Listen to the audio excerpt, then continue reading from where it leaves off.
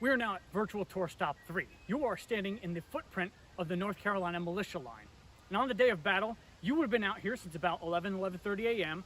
You would have heard the initial booming of the cannons at the start of the battle. And then you would have seen the British Army slowly coming through cleared fields behind us.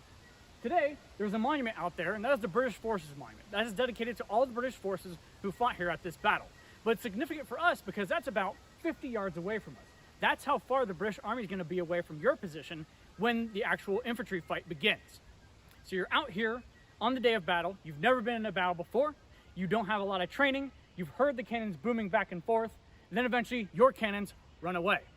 Well, they're not running away. They're redeploying because they can see the infantry coming as well, and they don't want to be anywhere near a hand-to-hand fight. The 71st Highlanders should be coming up in the farm field behind us.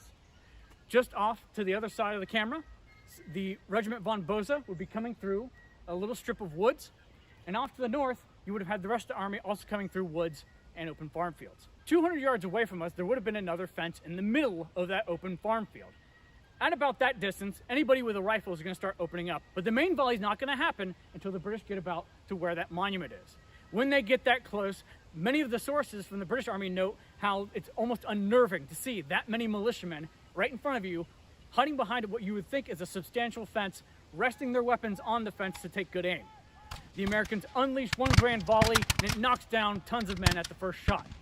Now, we have a lot of resources from the British Army saying that hundreds of men fell at once. Now, this is an over-exaggeration of how many casualties were caused by that first volley, but it's significant to note, because these guys are combat veterans. This is not their first time ever being under fire. So for them to say that, hundreds of men fall with the first shot tells you just how intense that first volley might have been.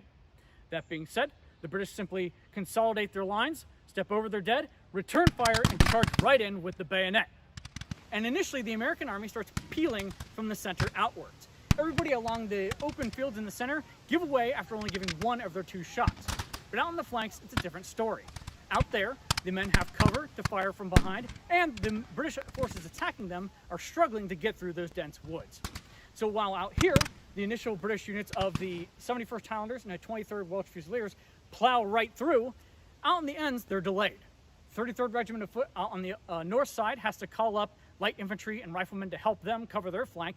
And to this side, the Regiment von Bose actually has hand-to-hand fighting.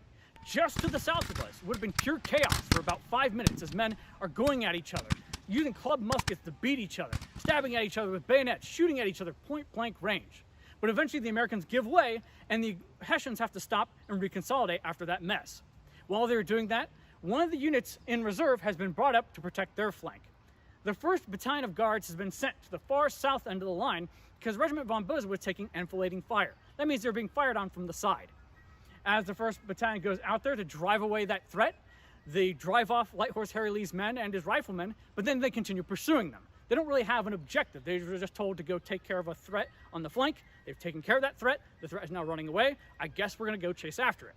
And this is very important because at our next stop, we're going to talk about how, while the American army did give away faster than it was intended to at the first line, already the British army is starting to get disorganized. Like I said, the center's getting away.